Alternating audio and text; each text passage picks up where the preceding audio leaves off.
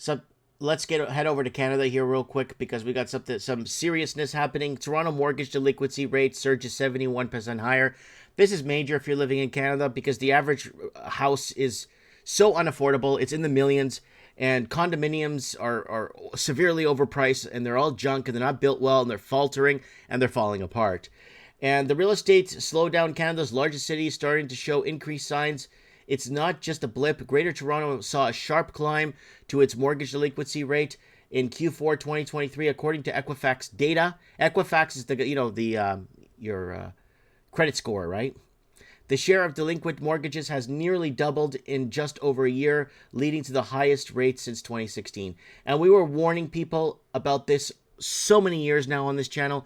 There's hundreds of videos we posted of people over leveraging, using their homes as ATM machines, and basically thinking they could pay it back, but they can't. Toronto mortgage delinquency rate climbed 71% over a year, and Toronto mortgage delinquencies are rising at an unusually fast rate. And why is that, Captain Ron? Why is that, Captain Ron? Why is this happening? Well, there it is. Look at the delinquency rate. It's starting to skyrocket.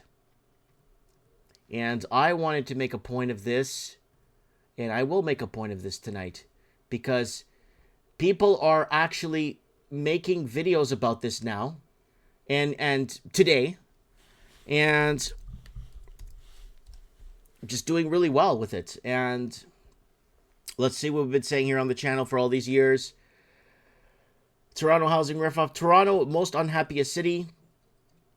Toronto's real estate market out of control 7 years ago. My opinion, by the end of 2019, you'll see young families leave the big cities across the Commonwealth. It's unaffordable.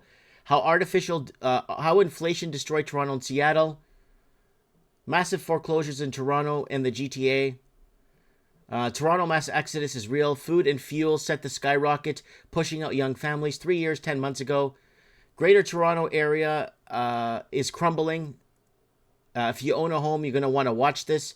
Toronto home prices invaded by investors. This will cause mass exodus of middle class. That was the Chinese investor 7 years, 8 months ago. And that's it. Toronto is dying. One bedroom is $2,500 now.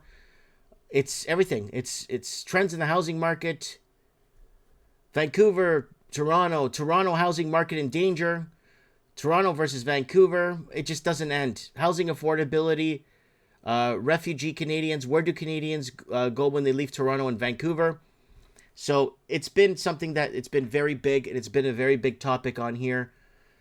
And yeah, it's happening, and it's happening, and it's the Canadian proper that's on the hook for this. And euthanasia of young, healthy women in the Netherlands, a warning to Canada. So we've been, again, another thing that's hit the channel close is euthanasia. The euthanasia of young, healthy women in the Netherlands ought to serve as a warning for Canada, according to the op-ed. Basically, where to go?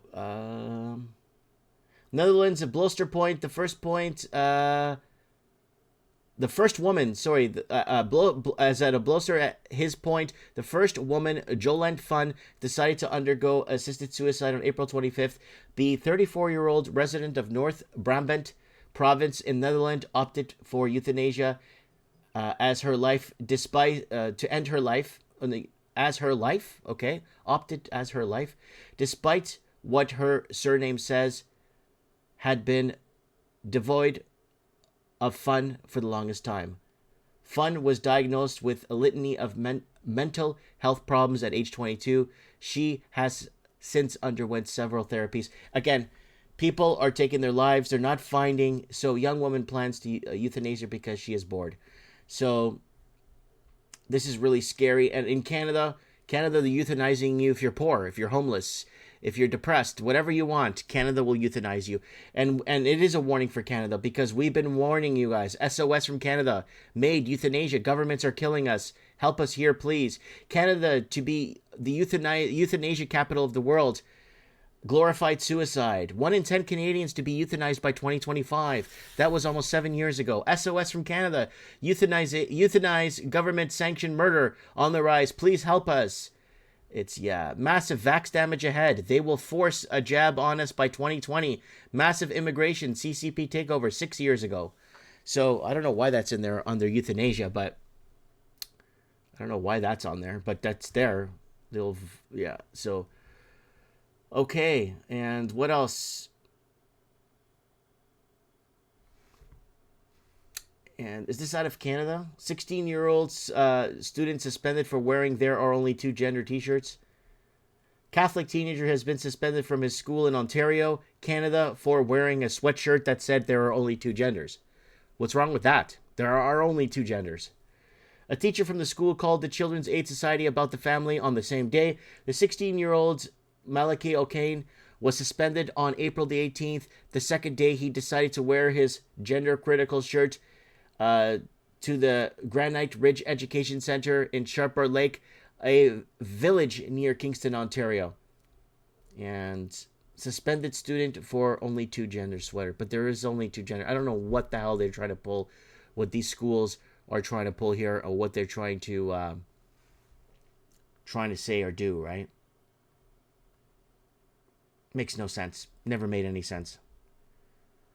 All right, people are joining us here tonight. Some people are arriving late, but that's okay.